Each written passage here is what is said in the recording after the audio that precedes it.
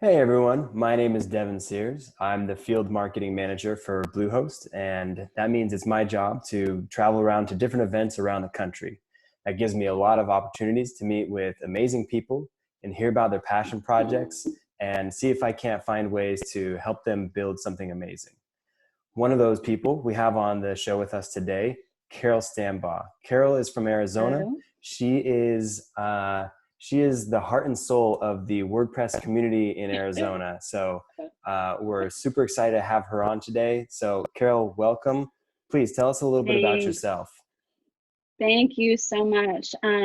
Well, I run a business called Radiate WP that does online maintenance and support for WordPress websites. And a big part of what I also do is I give back to our WordPress community. So I am super passionate about our WordPress community. I think we've got an amazing group of people.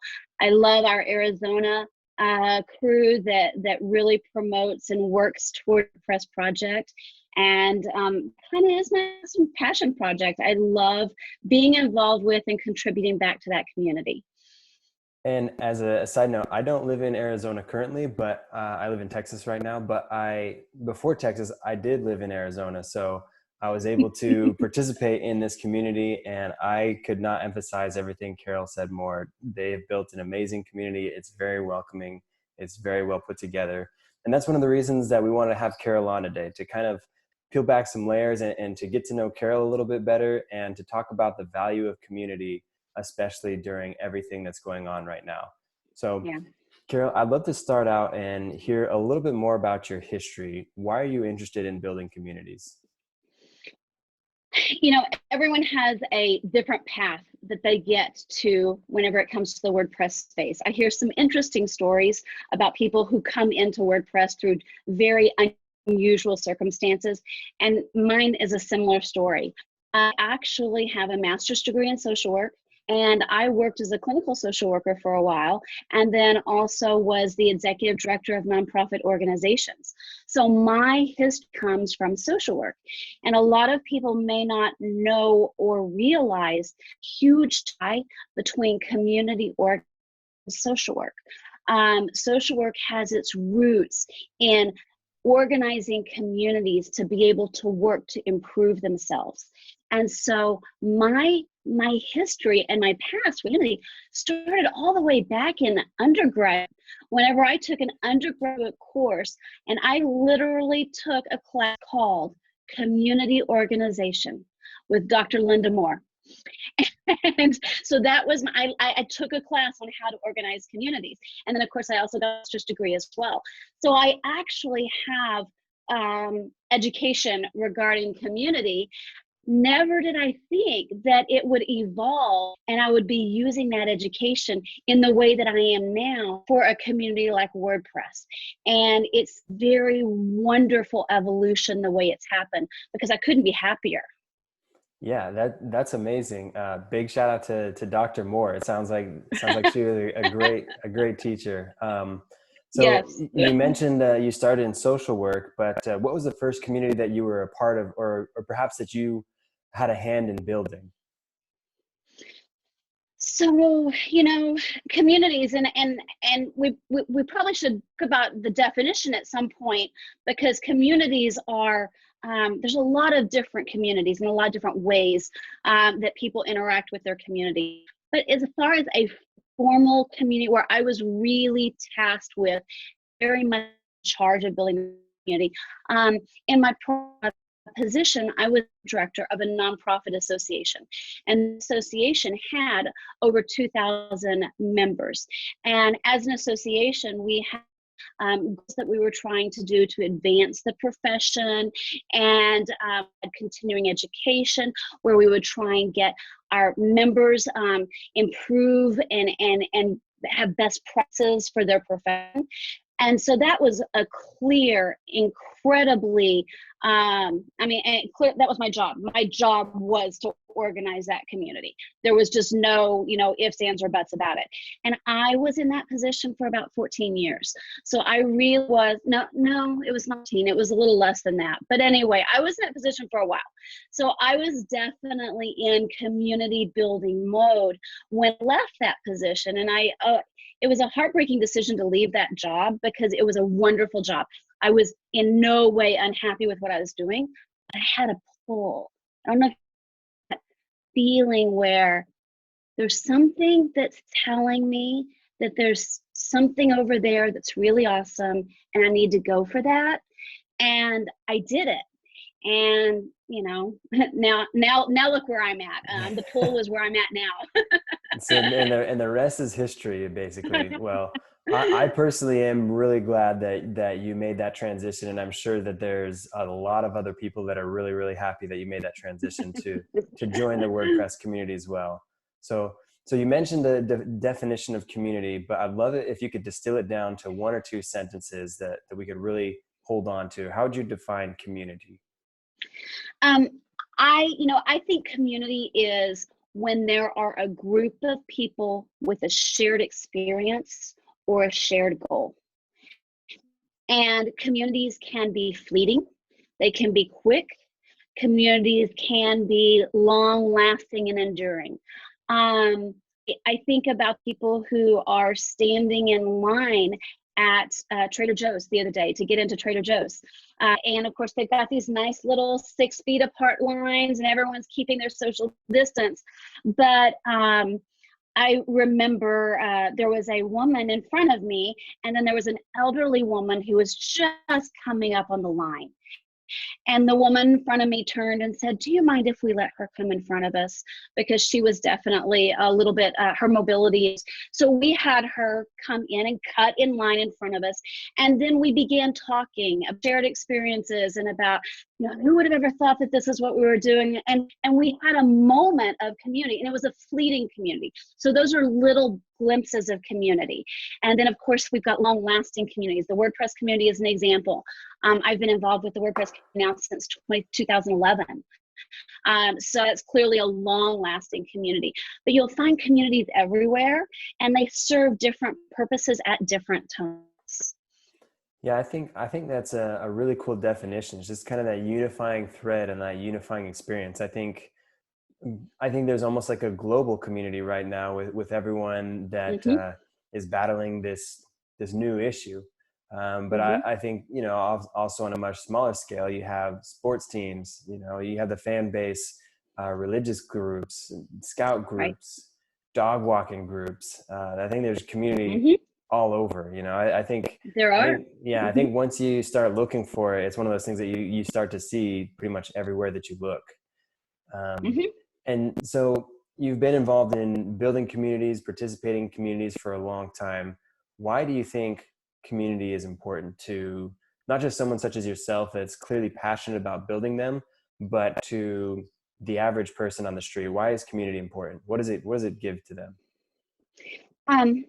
I think that we are by nature social creatures. That's how we as humans function, as we are social. There's been a lot of funny memes that happen about the introverts. The introverts are like, "I've been training this for this my whole life," and then the extroverts are like clawing to get out. Yeah. And so those are some funny memes, but don't kid yourself. Those introverts also need people. And those introverts, while, the definition is basically their batteries are recharged whenever they have solitary time. It doesn't social creatures. It doesn't mean need other people or they don't benefit from community. So I really firmly believe that everybody is a social person that benefits and that can be made better and can also contribute to communities. And I think it's just in nature.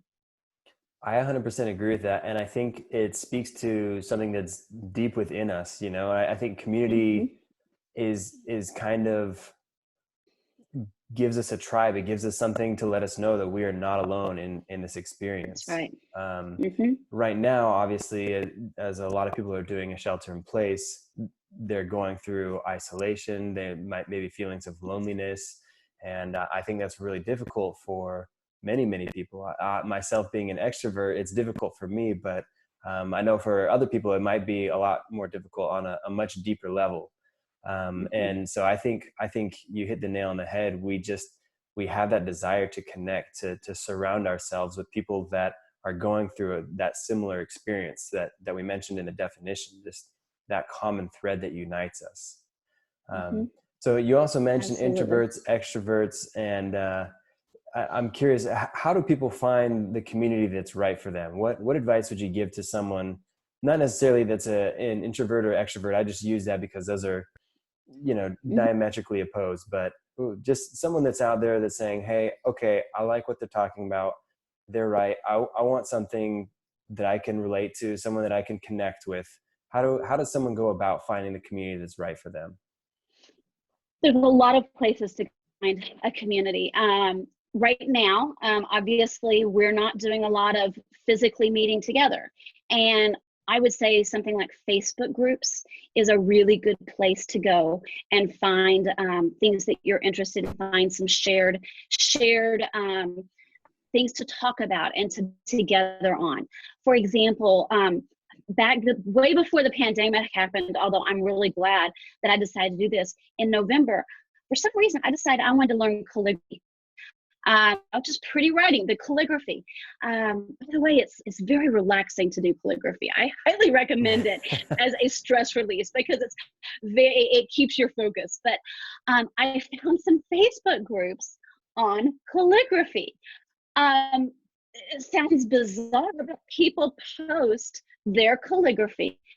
And there's even mentors who will make recommendations and say, try doing this stroke a little more like this. Talk about a micro focus community. We're talking about upstrokes and downstrokes on calligraphy. But to the community that I found online. And so it's now one of my communities. And I'm happy to say that this has given me an opportunity to practice my calligraphy quite a bit more than I normally would have. But that's in a great place to find community, is something like that, Facebook. Now, there's also meetup.com. Meetup.com is also online. Meetup.com, you just go there and you can search for all different kinds of interests, tons of interest. Hiking, biking, singles over 50, singles over 60, so many different things. The one thing about meetup.com is it was founded right after 9/11. It was founded with the value and the purpose of bringing people together in real life. Their whole mission was to bring people physically together to meet up in person.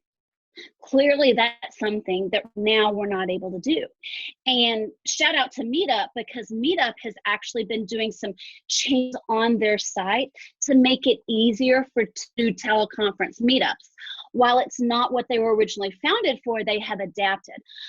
So if you're looking for a meetup or looking for a community where you can physically come together, a hiking community, a biking community, someone who likes to do ceramics, anything like that, I recommend meetup.com.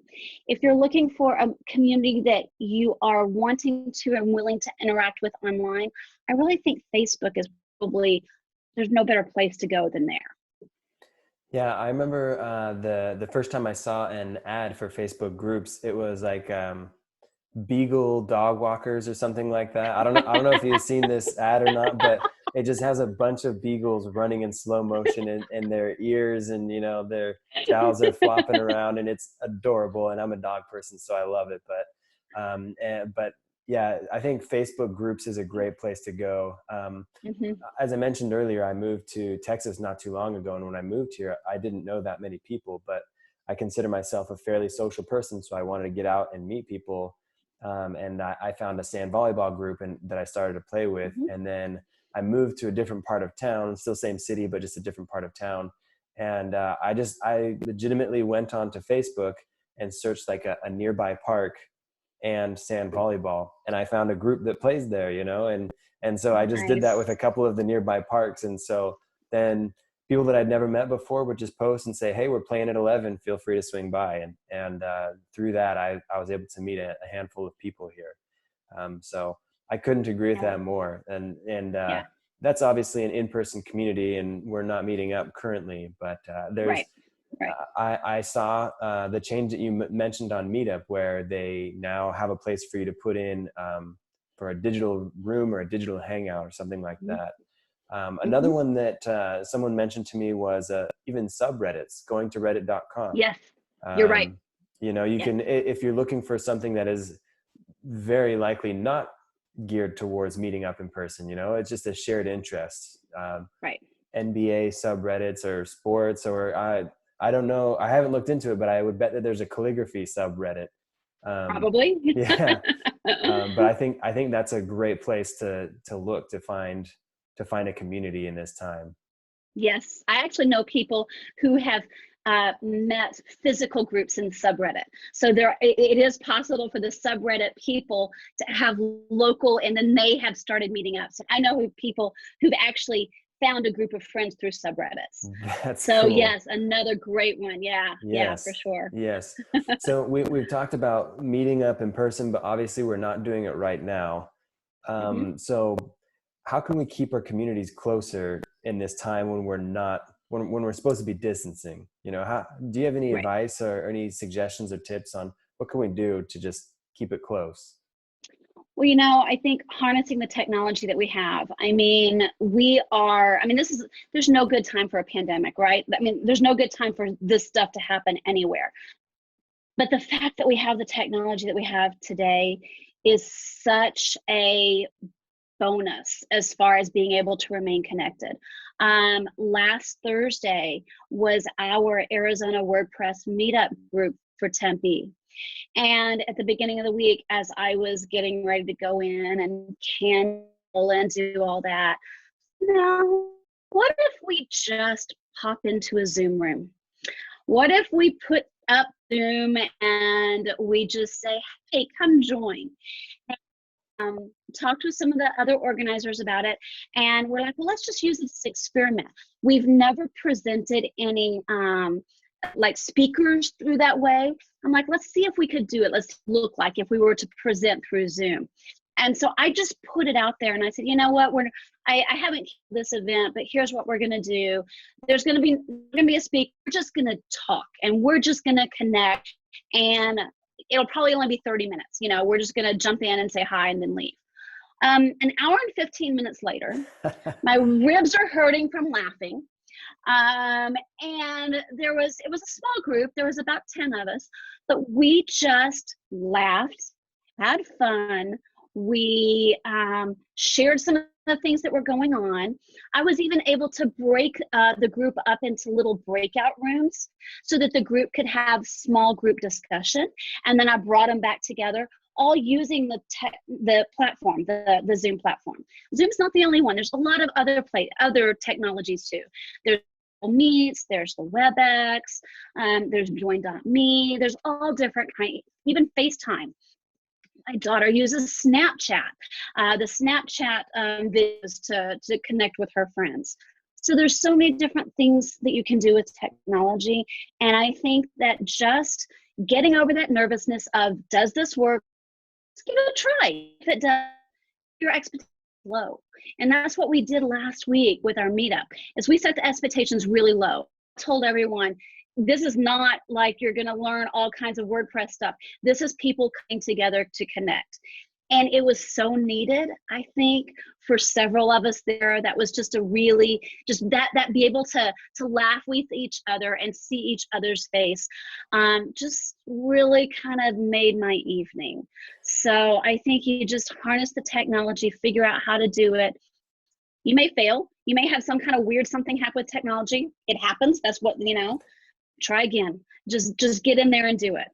Yep. I personally like the saying, fail forward and fail quickly. It's like, if it doesn't work out, take a look at how you did it and see if there's a couple things that you can tweak and try it Right. again.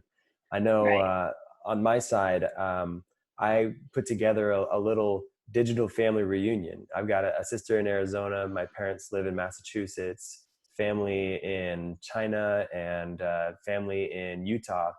And I said, you know what? We're all sitting at home. Let's just reach out and see if everyone wants to do a little family reunion.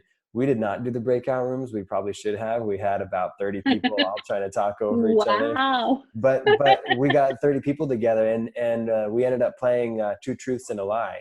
So before we got on, everyone in the family submitted Two Truths and a Lie, and it was really fun. And it's cousins, and we did an extended family, so it was cousins and uncles and aunts that maybe I don't talk to on a regular basis, but it was still a cool way for us to connect and kind of come together and come closer as a family. So I agree completely. You find the technology that's right for you, and I would perhaps add to this: be the one to reach out. You know, I know that you were in that situation that you told, but I think for someone that's looking for a connection or a community, I think sometimes there's other people out there that are looking for the same thing, and if you're the one to Mhm. reach out, you'll find that people are there, they're ready, they're willing. They just might be a little bit hesitant to reach out. So I think sometimes taking Right. that initiative can be a big step. Yeah, and your story is so good as far as demonstrating that there are people who are connecting more in a time of social distance than they have before. And I is great, that you're connecting with people and you're talking to people that you haven't seen in a long time because of this forced distancing.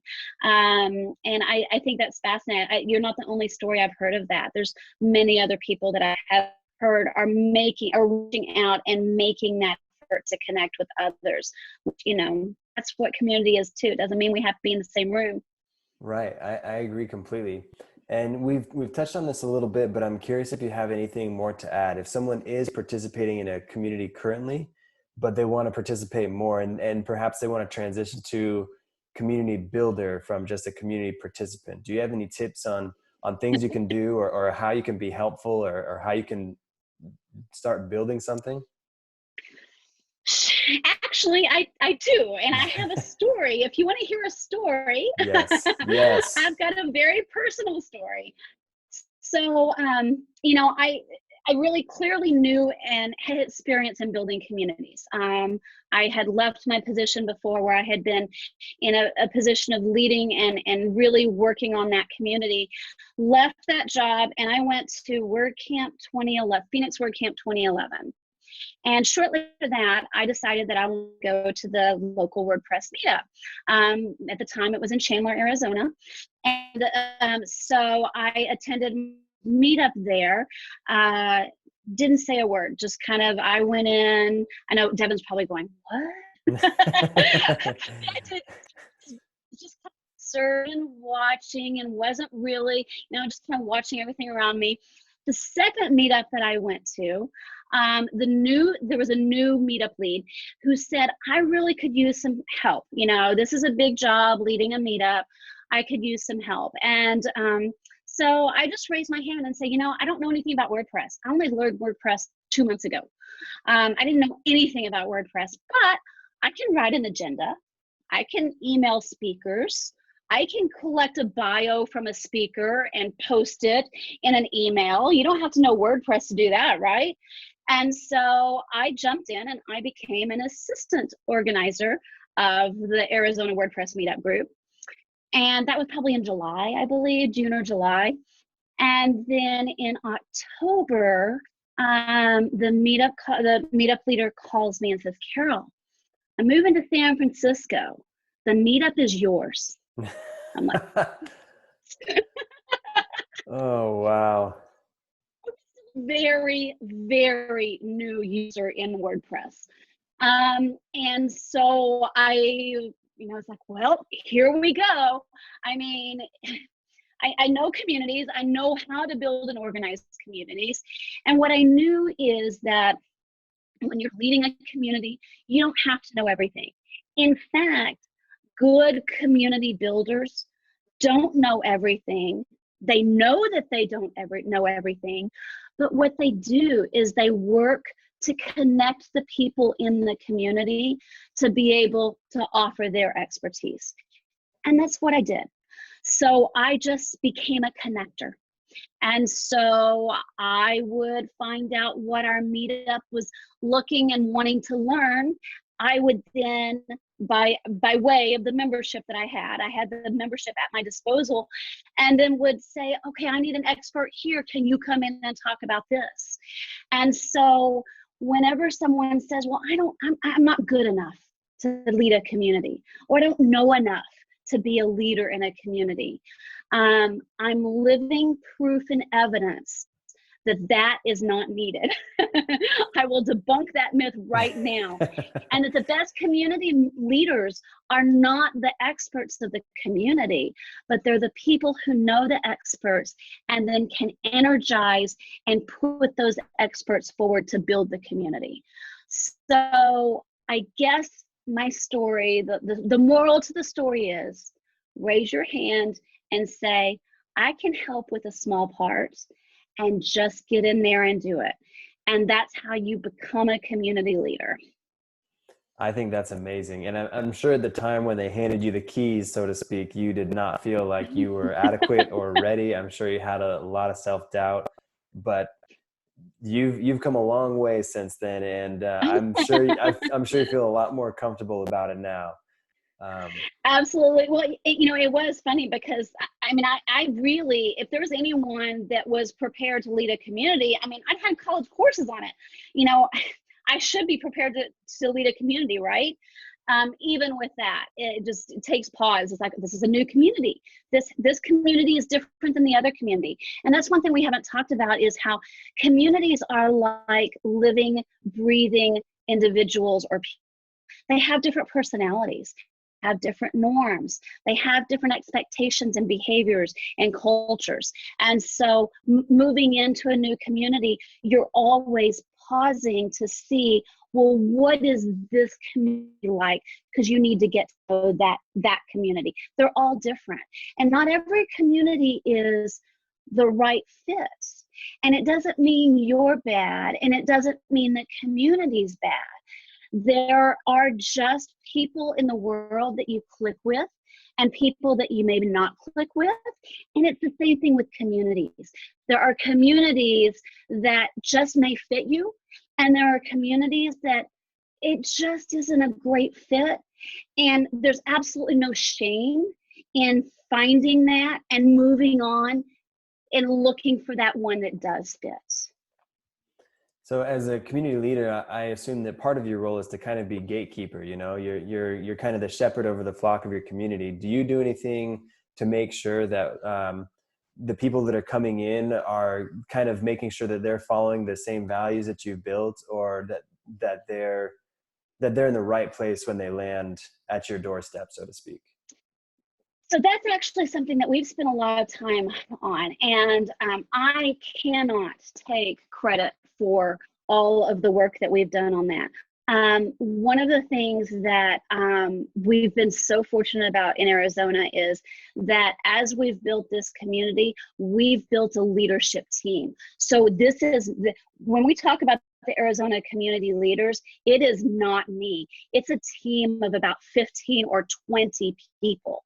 And so this team of 15 or 20 people, our collective wisdom has gone into creating a document that's basically like a what to expect and a code of conduct.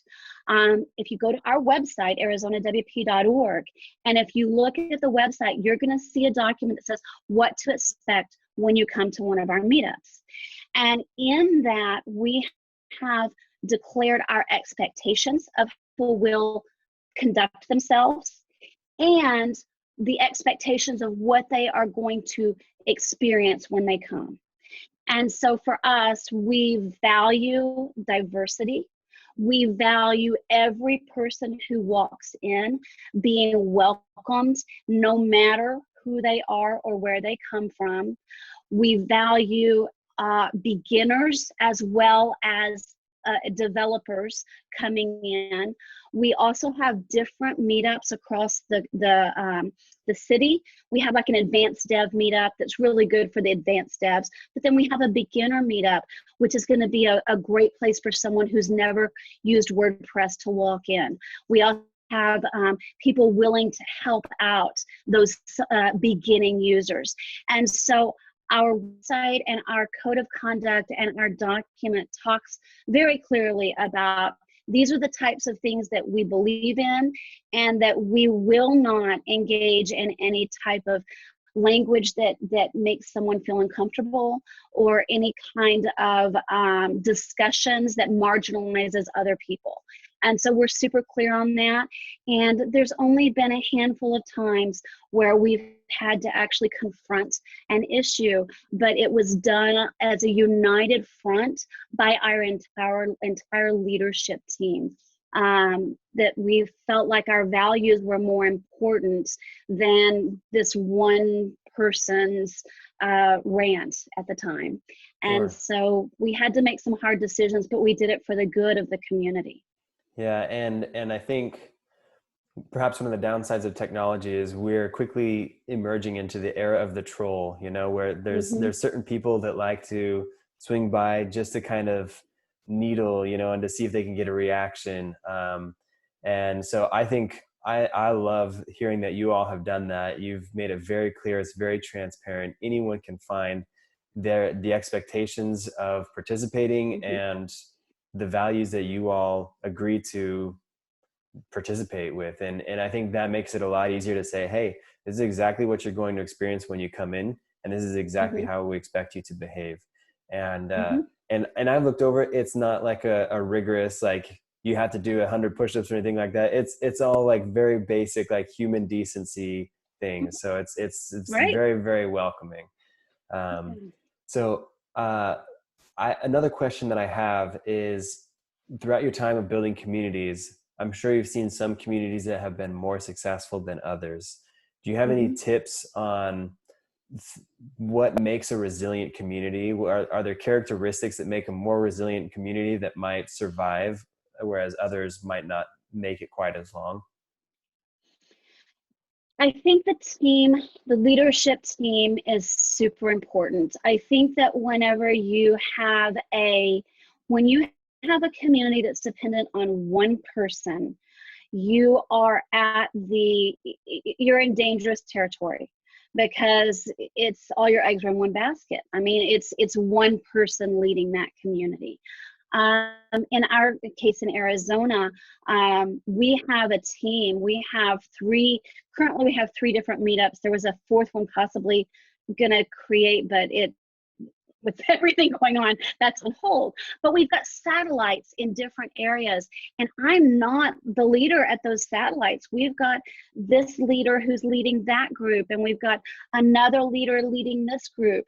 And so because we have this team and we have more than one person invested in the values and in the community, it's not, if something were to happen to me, that community lives on because the team is there. The team has their own expectations. The team shares that value. And so it's not resting with one person. I also think that the word consistency is really important in building a community and building a strong community. Before my predecessor took over the meetup would just have pop-up meetups, and it would just be randomly, oh, let's do one here, and they would pop up, but then they wouldn't meet up for another month or so. And so people didn't know that, when the meetup was. So my predecessor started, and then we've continued our meetup in Tempe is every second Thursday of the month. In the past 9 years, I think there's maybe been one meetup that's been canceled for some crazy reason. I can't remember. Oh, I think it was because it was WordCamp. It was happening during WordCamp. So the consistency of knowing when and where to go is really big, because there's nothing more frustrating, and there's nothing that will lose the trust that attendee has if they come and they show up and they thought there was a meetup, but then it really wasn't there. And then you've lost trust, and you've lost a potential attendee. So consistency, I think, is really important for building, but it's not just the consistency of the date and time, it's the consistency of, we were talking about the values and expectations. And so being consistent with that, so that there's a consistent feeling among the group. Ours is a very, our value is that we welcome everyone. And so that's consistently a part. I think consistency is huge in making groups like this grow and thrive. And when you're not consistent, I think that's whenever it's a little dangerous. Yeah, I agree with that completely. And as I mentioned, when I lived in Arizona, I was able to participate in the community there, and it was amazing. I've lived in other places where the community might not have been as strong. And I'm sure we've all been in a situation, maybe not with a community, but where you feel like you have an appointment, or maybe even just like a lunch with a friend or something, and you show up and they're not there, they cancel last minute or something like that. It's really, really frustrating. So I think Mm-hmm. I think that consistency is absolutely key. Yeah, So, for sure. well, that's all that we wanted to cover today. I think key takeaways are: reach out, maybe step outside of your comfort zone a little bit, find those Mm-hmm. unifying threads. I think it's important to kind of have a goal in mind of what you're looking to get out of a community. That'll help you Mm-hmm. choose which community might be best for you. And I Right. think if you want to become a builder, to be consistent, to look for those around you that can help, to build a great team around you, and to be consistent. So I really appreciate your time today, Carol. And my final question to you is, for the viewers that are watching this, if they want to connect with you, if they want to ask more questions or hear more from you, then where can they find you? Where can they go to hear more?